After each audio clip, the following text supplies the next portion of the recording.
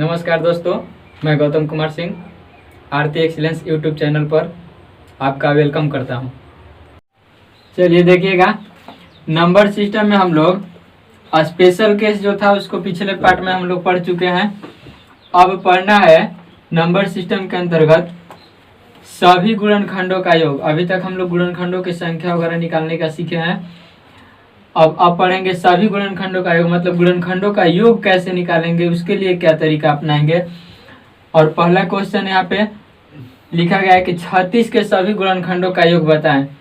तो 36 के सभी गुणनखंडों का योग बताना है। देखिए कैसे निकाला जाए, इसको समझिएगा। क्वेश्चन है 36 के सभी गुणनखंडों का योग बताना है। तो यहाँ पे बताने के लिए तो दो तरीके हैं हमारे पास। हम लोग दोनों तरीकों को देखते हैं बारी बारी से।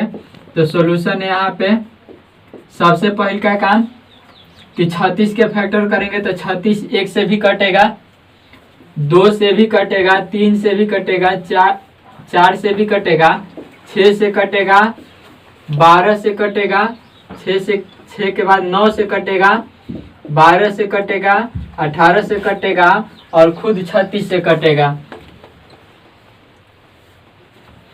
मतलब ये है 36 के गुणनखंड। तो इन सब से 36 कटेगा।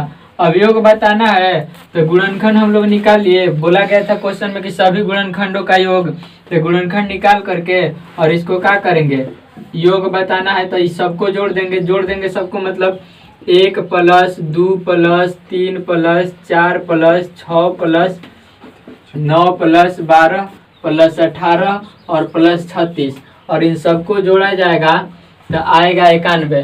यानी कि सबका योग हो गया कितना, 91।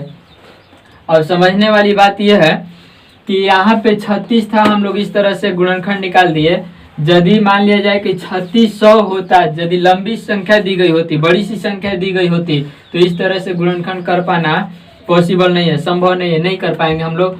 तो इसके लिए दूसरा तरीका हम लोग अपनाएंगे। मतलब ये तरीका, इससे आंसर आया, लेकिन ये तरीका ठीक नहीं है क्योंकि बड़ा क्वेश्चन रहने पर यह तरीका फेल कर जाएगा। गुणनखंड उतना का हम लोग नहीं कर पाएंगे। तो यहाँ पे इसको बनाने के लिए जो हम लोग के लिए जो मुख्य तरीका होगा उस तरीका को देखते हैं। तो देखिए, बनाने के लिए करना ये है सेकेंड मेथड में। सेकेंड मेथड, ये जो तरीका है, ये तरीका तभी लगा पाएंगे जब संख्या छोटी दी गई हो। छोटी सी संख्या जैसे 36 था, बड़ा संख्या हो जाता 2400, 2500, 4800, 9000, 10,000, इतना बड़ा संख्या हो जाता तो ये तरीका नहीं लगा पाएंगे, नहीं बना पाएंगे इस तरीका के माध्यम से। तो तरीका हमारा क्या होगा, मुख्य तरीका जो होगा वो यह तरीका होगा जो अभी हम लोग दूसरा का मेथड में पढ़ने जा रहे हैं। सबसे पहले का काम 36 का फैक्टर करेंगे। तो 36 के लिए लिख सकते हैं 2 × 2 × 3 × 3 और इसको करेंगे क्या, तो अब इसको हम लोग लिखेंगे पावर के रूप में, पावर फॉर्म लिखेंगे। पावर के रूप में लिखेंगे तो लिखेंगे यहाँ पे कि 2 के पावर 2 गुना 3 के पावर 2। अब यहाँ पे हम लोगों को बतलाना है योग। तो योग बतलाने के लिए करना ये होगा कि जो आया है गुणनखंड में उसके पावर को 1 बढ़ा के और टोटल वैल्यू में से 1 घटा देंगे। जैसे 2 के पावर 3 है, 2 के पावर 2 है, तो इसको हम लोग लिख देंगे 2 के पावर 3, पावर 1 बढ़ा देंगे। 2 के पावर 2 है तो पावर 1 बढ़ा देंगे, 2 के पावर 3 कर देंगे। टोटल वैल्यू जो आएगा उसमें से क्या करना है, 1 घटा देना है। इसके बाद गुणा का चिन्ह, यहाँ पे भी वही काम। 3 के पावर 2 है तो पावर 1 बढ़ाएंगे तो 3 हो जाएगा और टोटल वैल्यू में से क्या करेंगे, 1 माइनस कर देंगे। और बाटा में इसका आधार, तो आधार उसका 2 है, में से 1 घटाएंगे। गुना इसका आधार 3 है, में से 1 घटाएंगे और इसको हल करेंगे तो मिलेगा यहाँ पे 2 के पावर 3 मतलब 8, 8 में से 1 घटेगा तो बच जाएगा यहाँ पे 7। गुना 3 के पावर 3 मतलब 27, 27 में से 1 घटेगा तो बच जाएगा यहाँ पे 26। बाटा में 2 में से 1 घटेगा तो 1, गुना 3 में से 1 घटेगा तो 2 है, कटेगा 2 से 13 बार में और यहाँ पे बच जाएगा 13 × 91 आंसर। तो आंसर दोनों तरीका से हम लोग बनाए, दोनों तरीका से आंसर सेम आया। इसका मतलब ये कि ये तरीका भी सही है, ये तरीका भी सही है, लेकिन सोचने वाली बात यह है कि जब बड़ा सा संख्या दी जाए तो वहाँ पे ये तरीका फेल कर जाता है, यही तरीका लगाना उचित होगा। तो इसी तरीका से हम लोग क्वेश्चन को बनाएंगे। चलिए देखिए, अगला क्वेश्चन है 360 के सभी गुणनखंडों का योग बताना है। तो योग बताना है 360 के सभी गुणनखंडों का। तो करना ये होगा कि सबसे पहले का काम कि इसका फैक्टर करेंगे 360 का। तो 360 का फैक्टर लिख सकते हैं 36 गुना 10, और 36 गुना 10 के लिए 2 गुने 2 गुने 3 गुने 3 गुने और 10 के लिए 2 गुने 5 लिख सकते हैं। इसके बाद इसको पावर के रूप में लिखेंगे, पावर फॉर्म, पावर के रूप में लिखेंगे। 2 आया है 3 बार तो 2 के पावर कर देंगे 3, 3 आया है 2 बार तो 3 के पावर कर देंगे 2, और 5 आया है 1 बार तो 5 के पावर 1 कर देंगे। इसके बाद अब हम लोग को योग पता करना है। तो योग पता करने के लिए हमेशा हमेशा पावर को 1 बढ़ाएंगे और टोटल वैल्यू में से 1 घटाएंगे। तो पावर यहाँ पे 1 बढ़ाएंगे तो पावर हो जाएगा 4, टोटल वैल्यू में से 1 घटाएंगे तो -1, गुना के चिन्ह देंगे। यहाँ पे पावर हो जाएगा 3 1 बढ़ाने के बाद, और टोटल वैल्यू में से 1 माइनस करेंगे, फिर गुना के चिन्ह। यहाँ पे पावर 1 बढ़ाएंगे तो 2 होगा, और टोटल वैल्यू में से 1 माइनस करेंगे। और बाटा में आधार में से 1 घटा के लिखेंगे। 1 घटा के मतलब यहाँ पे 2 है तो 2 - 1, यहाँ पे 3 है तो 3 - 1, यहाँ पे 5 है तो 5 - 1, ये काम कर देंगे। तो यहाँ पे मिलेगा 2 के पावर 4 मतलब 16, 16 में से 1 घटेगा तो ये हो जाएगा 15, गुना 3 के पावर 3 मतलब 27, 27 में से 1 घटेगा 26, और 5 के पावर 2 मतलब 25, 25 में से 1 घटेगा 24, और बाटा में हो जाएगा 2 में से 1 घटेगा 1, 3 में से 1 घटेगा 2, और गुने ये 5 में से 1 घटेगा 4। तो है 4 दूनी 8, 8 से है 3 बार में कट जाएगा। तो यहाँ पे मिलेगा 15 गुना 26 और गुना 3, तो ये हो जाएगा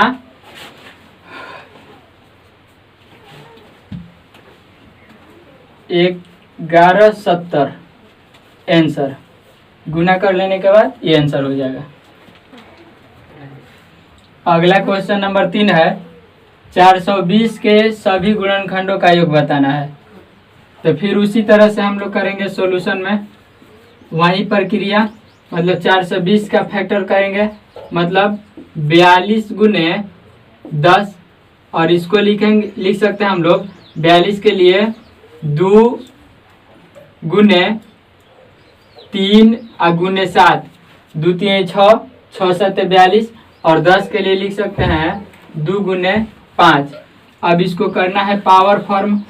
तो ये हो जाएगा पावर फॉर्म में 2 आया 2 बार तो 2 के पावर 2, 3 आया 1 बार, 5 आया 1 बार, और 7 भी आया 1 बार। अब हमें ज्ञात करना है योग।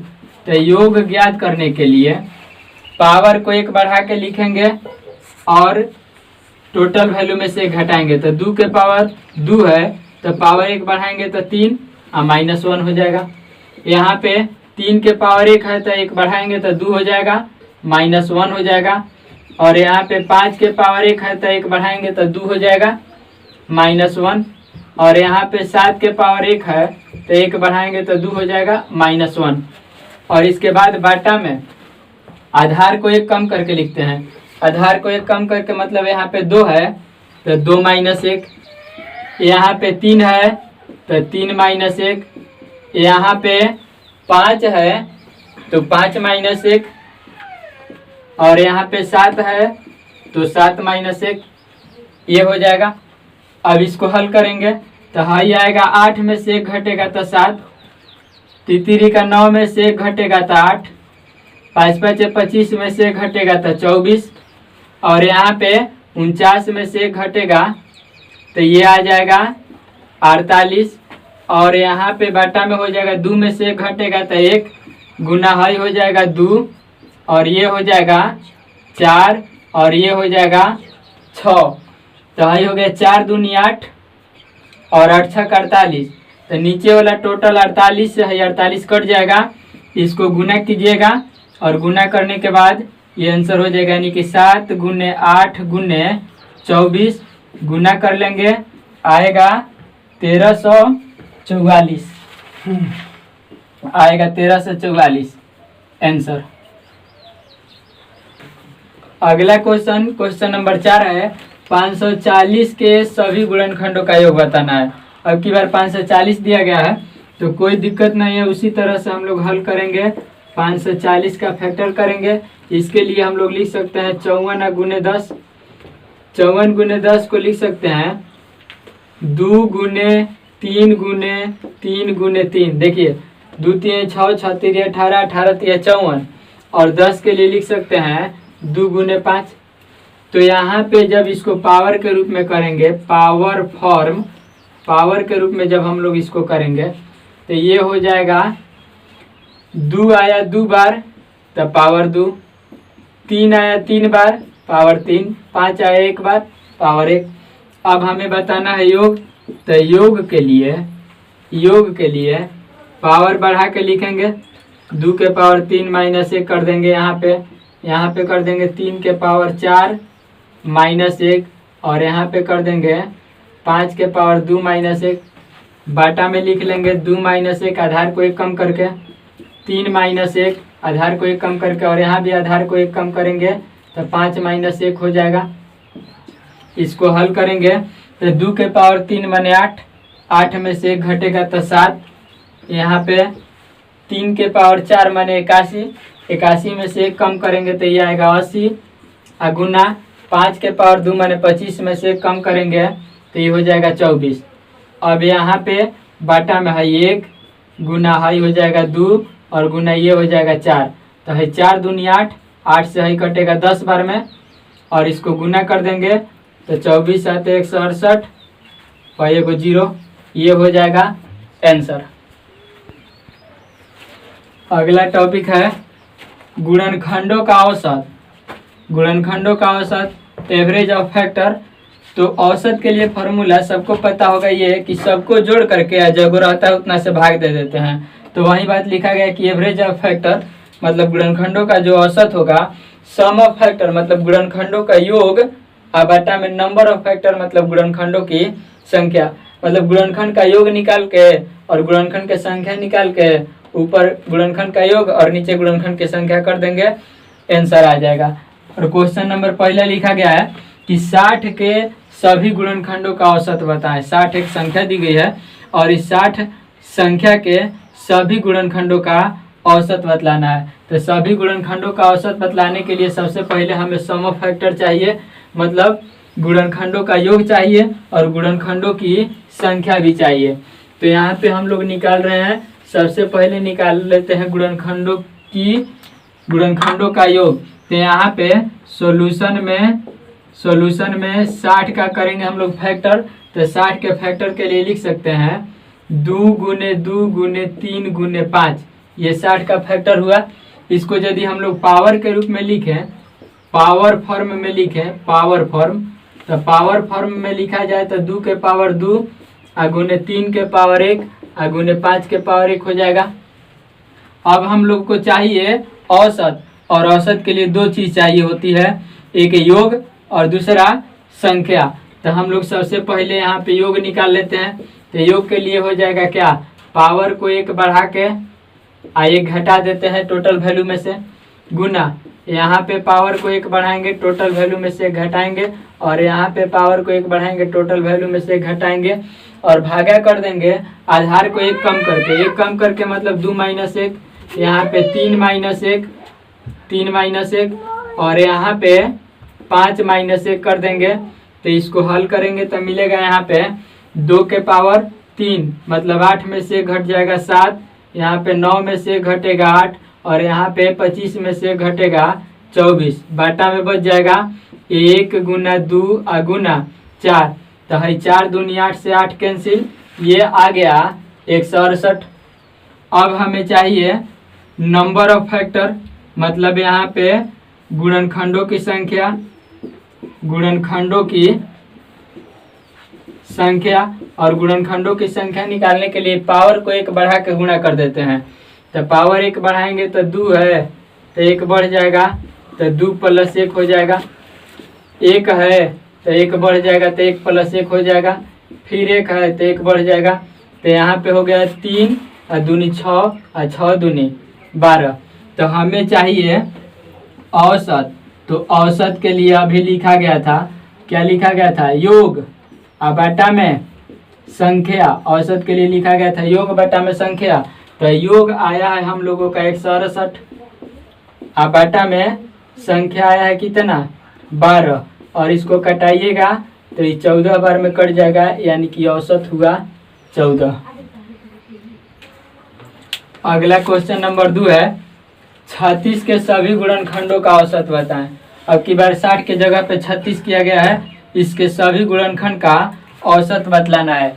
ठीक उसी तरह से बनाएंगे हम लोग। सबसे पहले उसका गुणनखंड करेंगे, गुणनखंड करने के बाद योगफल निकालेंगे, योगफल निकालने के बाद गुणनखंडों की संख्या निकालेंगे और इसके बाद औसत की फॉर्मूला पे हम लोग बैठा देंगे। तो यहाँ पे दिया गया था 36, सॉल्यूशन यहाँ पे है। 36 के लिए हम लोग लिख सकते हैं 2 × 2 × 3 × 3। यदि इसको हम लोग पावर के रूप में लिखना चाहें, पावर फॉर्म, तो पावर फॉर्म में लिखना चाहें पावर के रूप में, तो लिख सकते हैं 2 के पावर 2 और गुने 3 के पावर 2। अब यहाँ पे हमें पता करना है योग।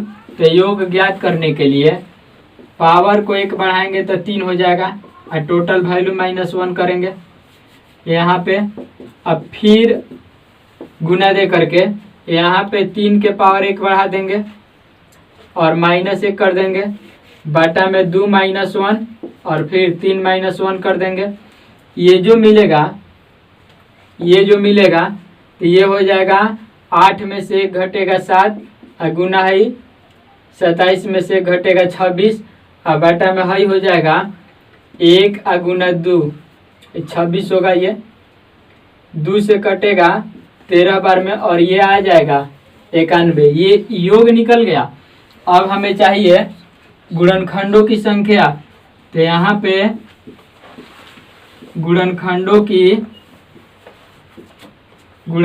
की संख्या, तो गुणनखंडों की संख्या के लिए पावर को 1 बढ़ा के गुणा कर देंगे। तो पावर यहाँ पे 2 है तो 1 बढ़ाएंगे तो 2 + 1, यहाँ भी 2 है तो 2 + 1 मतलब ये हो जाएगा 9। अब हमें चाहिए औसत। तो औसत के लिए लिखा गया है योग बटा में संख्या। योग बटा में संख्या मतलब योग आया है 91 और संख्या आया है कितना? 9 हो जाएगा ये आंसर। चाहे तो आप पॉइंट में भी कर सकते हैं। देखिए अगला क्वेश्चन थोड़ा सा हट के है, एसएससी में पूछा गया ये क्वेश्चन है कि यदि n बराबर 3 के पावर 14 + 3 के पावर 13 और -12 हो तो n का सबसे बड़ा अभाज्य गुणनखंड होगा। 4 ऑप्शन दिया गया कि इनमें से कौन सा होगा। ऑप्शन नंबर ए है 11, ऑप्शन नंबर बी है 69, ऑप्शन नंबर सी है 13 और ऑप्शन नंबर डी है 73। तो क्वेश्चन ये है कि यदि n बराबर 3 के पावर 14 + 3 के पावर 13 -12 हो तो n का सबसे बड़ा अभाज्य गुणनखंड क्या होगा। चारों ऑप्शन में से कौन सा सही होगा, ये बात बतलानी है। तो देखा जाए, बना रहे हैं इसको बनाने का थोड़ा तरीका अलग होगा, क्योंकि इसमें अभाज्य गुणनखंडों की न संख्या पूछी गई है, न योग पूछा गया है, न औसत पूछा गया है। इसमें पूछा गया है कि कौन सा अभाज्य गुणनखंड होगा सबसे बड़ा। तो इसको हम लोग n बराबर हल करेंगे।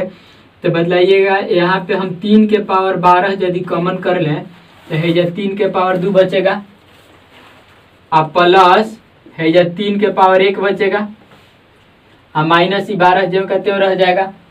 तो यहाँ पे 3 के पावर 12, इसको तितिरी का 9 हाई 3 मिला के हम लोग लिख सकते हैं का 12 और -12 जो कहते हैं। अब दोनों में, इसमें भी 12 और यहाँ भी 12 दिख रहा है, तो अब 12 को कॉमन करेंगे तो 3 के पावर 12 -1 बच जाएगा। अब हम लोग इसको ये लिख सकते हैं, ये 12 यहाँ पे हम लोग ये लिख सकते हैं कि 3 के पावर 6 का होल स्क्वायर, काहे कि 12 तो आ जाएगा, ब्रैकेट तोड़ेंगे तो 6 दूनी 12 हो जाएगा। और यहाँ पे ये लिख सकते हैं कि 1 के स्क्वायर, तो ये हो गया 12। यहाँ पे देखिए इसको हम लोग 3 के पावर 6 को जब हल करेंगे तो 729 लिख सकते हैं।